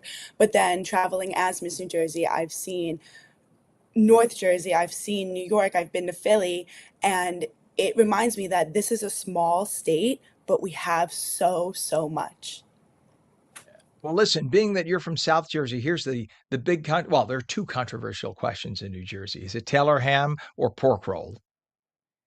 Pork roll. Ah, okay, there you go. We call it Taylor ham up north. So there's the north-south dichotomy. And number Mhm. two, very nice, very nice. You are South Jersey to the core. Good. And then also, is there such a place as Central New Jersey? No, if you say you're from Central Jersey, you're just from North Jersey. I love it. Or in my case, like I'm going to be moving to what you would call it's not too far from Princeton. It's just north of Princeton. But like Mhm. traditionally, if you're from New York, you consider Princeton Philadelphia. So you consider that south, but yet it's kind of right smack dab in the middle of Philadelphia and New York City. Yep. Oh, there you go. No, you're very wisely staying away from those controversies. That's a good thing. So now, how exciting is it? You're going to be representing I should say, representing New Jersey at the Miss America pageant. How do you prepare for that competition, and what are you most looking forward to? So as I prepare to compete at Miss America, right now I'm still focused on growing Take Defense, TAKE Defense. It's a national organization, and my role as the East Coast chapter president, I look to expand Take Defense along the East Coast, but I also want to get into more high schools, more colleges across New Jersey, and not just make Take Defense the number one women's self-defense program in the East Coast, but across the nation. And again, Take Defense, it is a national organization that is teaching women self-defense. And our mission is to ensure that these women who are taking these courses, and all women, have these tools and the knowledge to take back control if they are attacked, and take back control over fear in an unimaginable situation. And this was founded by the Ali Camp Educational Foundation, right? So Yes. and I'm just it's just good to see that you're helping to empower women, especially in an era when we have a lot of people with mental illness, and you have women just being harmed because they just don't have the physical stature to use brute force, but using the defense techniques that and you're I mean, as a come on, you're a second degree black belt. You could kill somebody if you wanted to with your training. And it's amazing that no matter what your physical stature, male or female, this is the way to go to learn this. So, what is the reaction from women when you tell them, "Hey, I could teach this"? I mean, when I tell people that my talent for the pageants is karate, they are all like, they're shocked, and you see the excitement on their face, like, what, karate? And when I tell women that I teach this self-defense, the first reaction I kind of get is, oh, can you come teach this at this group of women? We've been interested in it, but we haven't found a person or a program to teach. So I always get a lot of questions like, can you do this for us? And of course, I mean, Take Defense, the Alley Camp Educational Foundation, our mission is to teach women self-defense to as many women as possible, because that's going to make communities safer. That's going to make our nation safer.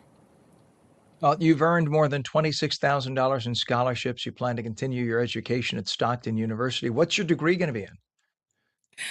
Business administration, but I am open to kind of exploring financial accounting. Pretty smart. Pretty darn smart. All right. So the big Miss America competition is going to be in West Palm Beach, Florida, right near where my other home is. I'm in Fort Lauderdale, so you're just going to be north of there. It's September 6th, but it goes on for several days before, right? September 6th is the broadcast. Am I wrong? Yeah. Yes, there are prelims, preliminary competition. So I'll be competing in the fitness, on stage question, evening gown one night, competing with my karate talent on another night. And we will also have the Miss America's teen competition going on during the same week. All right. So she is brilliant. She is powerful. She is an athlete, and she is gorgeous, all rolled into one. Can't get a better representative for New Jersey right there. Our very own Miss New Jersey, Kylie Jean Wright. Best of luck. We'll be rooting for you and praying for you September 6th in West Palm Beach and the days leading up to it. Kylie Jean, thank you so much for coming on this morning. Best of luck. Thank you so much. Hey, listen, when you win Miss America, come back on, okay? Yes, of course. All right. Have a great day, Kylie Jean. Thank you.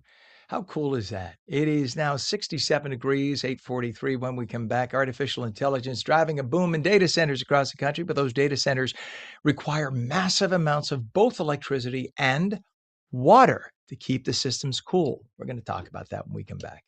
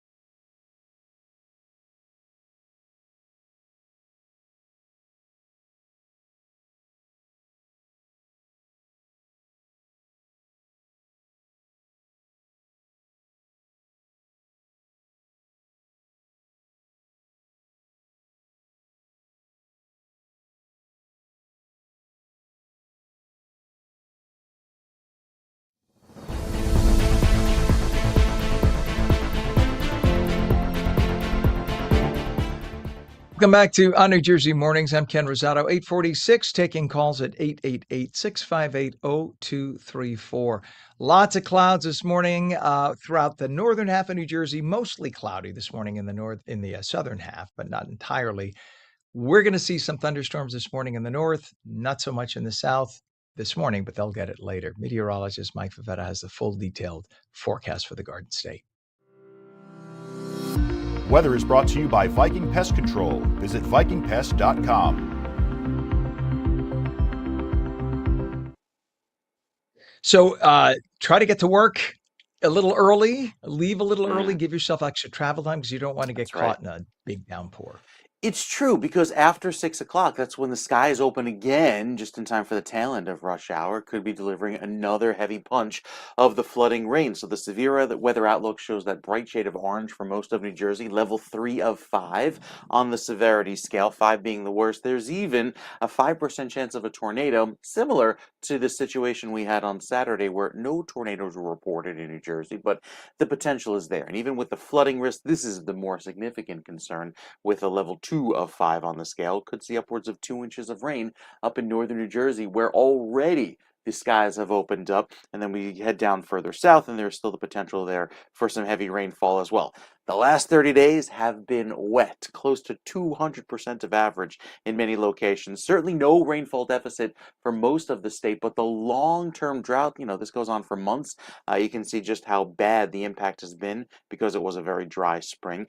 Shows the severe drought across the outer coastal plain of New Jersey right down toward the shore point. So at least the extreme drought, is over. Now we look forward to some more rain later on today as temperatures remain in the 80s and it stays very humid. That's even the case through the end of the month, above average rainfall. And you look at today's weather and think, well, that's why, with all of the heavy wet weather on the way for today. A lot of the heat and the extreme heat through the rest of the month stays out west. So we're not expecting any additional prolonged heat waves. It could be a warm day here or there, but it looks good for the rest of this week, especially. Temperatures beginning Thursday climb to the low 80s and stay there with comfortable humidity on Saturday and Sunday. If you plan to head down toward the beach, Saturday morning, here's your shore points forecast. Could have some extra clouds, maybe an early morning sprinkle, but it clears out by the afternoon. And even next week, looking pleasant with just a little bit of rain forecast by Monday.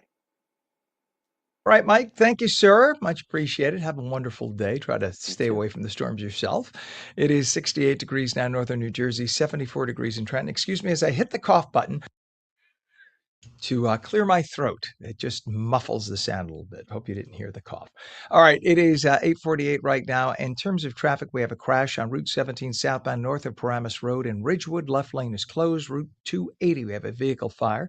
Westbound at exit 4, Eisenhower Parkway in Roseland, the ramp lane is closed. Down pole, Route 70, and this is affecting traffic both directions east of Route 37 Manchester. All lanes closed. If you could look way out in the distance, you'll see some emergency lights flashing, but that's like way out by the small road sign right of center. That's where you see the emergency lights, just to give you an idea. Atlantic City Expressway, we have emergency construction impacting traffic east from exits 44 to 42. Everybody's getting detoured off. And then your Hudson River crossings. Lincoln Tunnel is actually now starting to improve a little bit. This is a different view that we normally would show you. This is about 3 miles before Route 495, but you can see that's moving pretty well. This was at 40 minutes in before. Now it's down to 20. So that's actually a good route to take, because I'll show you the route you don't want to take. That's 139 coming from the Turnpike to the Holland Tunnel. That's bumper to bumper. Show you there. See the lanes off to your left. The lanes to the right are going off on local roads, which is why they're moving, but the lanes on the left going to the right tube, and they are bumper to bumper. The GWB, that's our hero of the morning. It's only 5 to 10. Actually, I would say only 5 in based on this. Upper and lower levels, 80-95 approach. As wide open as a Sunday morning. That's fantastic. So that's your way to go. 8:50, NIMBYism, not in my backyard. Our next story reminds me of the very long debate over cell phones. Remember, everybody, of course, has a cell phone. Everybody wants the fastest, the most comprehensive. So I want to see 5 bars on my cell phone. However, no one wants a cell tower in their neighborhood. Now, I can understand why, but you can't have it both ways, right? Well, artificial intelligence is driving a boom in data centers all across the country, because in order to ask GOOGLE or Gemini or whatever, in order to ask, hey, how large is the largest satellite in the atmosphere, in the solar system, whatever, a bunch of data centers have to figure it out, give you the data for that. Well, with artificial intelligence driving a boom in those data centers, communities are now beginning to ask important questions about what these massive facilities mean for their neighborhoods. Much of the conversation focused on electric demand, but there's a big growing concern about water. And joining us this morning is Kevin Gast. He is CEO of VVATER, but it's pronounced water. It's spelled with the two V's. To explain why water has become such an important part of the AI conversation. First off, good morning and welcome. Good morning, Ken, and good to have you, or good to have me on your show. Thank you. Yeah, nice to have you on. So, massive amounts of water is needed to cool down the processors, right, for these data centers. But what does that do to people for drinking water and for the fish, et cetera, in the ecosystems in various areas? I think what a lot of people don't realize is when you look at how these data centers are built, they've got to go through quite an extensive process to get to the point where they actually get with construction. In the olden ways, it was almost like, a water was an afterthought. But because we have water shortages across the US right now, that timeline is shifting faster and faster. And most of the time, these data centers need let's call it potable drinking water or higher quality water to do that. And the easiest source for them is aquifers. And aquifers is obviously where we all get our drinking water from. And that becomes a massive challenge between, we all use AI. I'm definitely not anti-AI. But again, like you rightfully said about the cell phones, it's a chicken and egg scenario. Do we want to be able to answer the questions quicker, or do we want electricity or water? And that is a big deal. Now, I know that New Jersey sits on almost 40% of the state sits on the nation's largest underground aquifer. But is it accessible, and is it something that we allow, say, AI centers to tap into? Are you aware of that? We could otherwise ask our meteorologist, Mike Favetta. He would know that. I think what's interesting is that if you look at the data centers being built right now in New Jersey, especially the larger one, which is a $17 billion AI infrastructure deal currently being done, it's one of thousands across the nation. And I don't think there is really a single aquifer that can support a lot of these type of data centers. Now, there are newer data centers being built right now that uses less water, but most of the data centers are closed loop systems. So once they are filled up, they basically cycle the water that they have inside of them, and they fill up what they lose in evaporation, etc. But that filling up part is still significant. And the older type of data centers still use a hell of a lot of water. The average, I believe, is something like 5 million gallons a day is a good average nationwide. And I think depending on where these things are being built, how they're being built, and what type of technology is being utilized, I definitely don't think aquifers can support it. Oh, that makes an awful lot of sense. 5 billion gallons, that sounds like what smaller cities actually use for the entire city in a day, is about 5 million gallons. So that's an incredible amount of water for just a data center.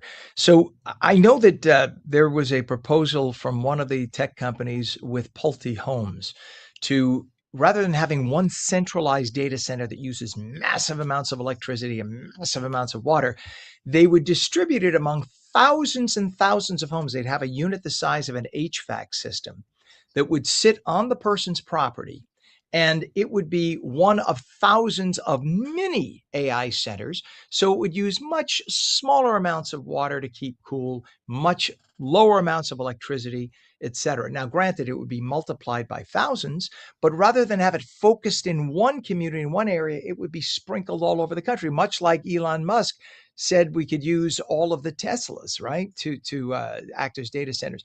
Is this if this works out, does that make more sense than having one centralized facility? I think, if you think about what Elon also said, he said that he's looking at building data centers in space. And, that is also a possibility. The reality, though, is it hasn't been done yet. And the data center need and demand is increasing significantly. And these are great ideas for maybe 5 years, 10 years, 7 years from now. But what do we do today? What do we do tomorrow? We've seen with a lot of the projects that we're involved in where hyperscalers get involved from the get-go, and they say, look, they're going to be sucking up water from an aquifer. And before you know it, they don't even get permit approvals because of the community's uproar. They then immediately switch to alternative sources, reuse water, which is where they can take discharge water from a contaminated wastewater treatment facility or other water sources where those are disregarded, not as a resource, and then reuse that water, clean it up, and then pump it back into the data centers. And that becomes a lot more efficient, especially from a cost perspective, a time perspective, and it doesn't take water from the aquifer.